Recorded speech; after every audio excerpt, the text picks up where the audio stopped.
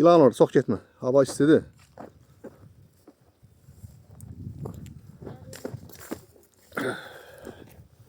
Torpaq da boş değil, yerime olmur. Ha, Yolsun evi değil mi?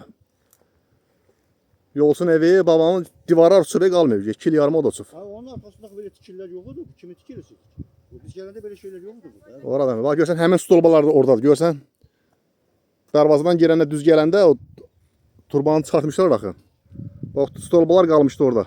Onlar oradan niyəsə əkib bizə becəriblər də. Ha.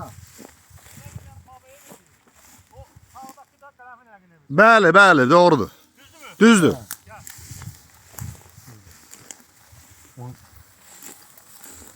Bu da Yolsun evidir. Sağdakı. Bu mu? Ha. Ha. Deyirəm gəlirdi burada o yol. O elə bizim Aslanlar öz yolumuz idi. Davadan içərisə. Ha, aç sola. Yaxşı, bu arkadakı ev kimin evi değil? Olmayan deyim. Olmaz o. Ha, yok. Arkada kimmiş o? Orada ev yok. Allah'ın bugüne çok şükür. Şükür Allah'a. Dağılmadan, görmeden o kişilerin bir kaldığı kalığı gördük. Çox şükür bu günümüzə.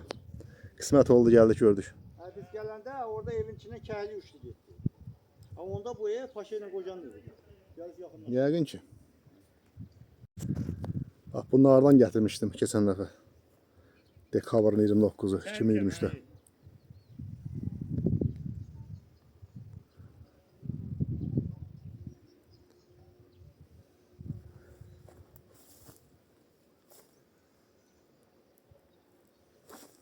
Ha, yok. Oradan. Salam aleyküm. Nətərsiz Noruz müəllim, nə var nə yox? Sağ ol başına durum. Sen ne dersen? Ne var? Sağ ol. Salamatçılıqdır.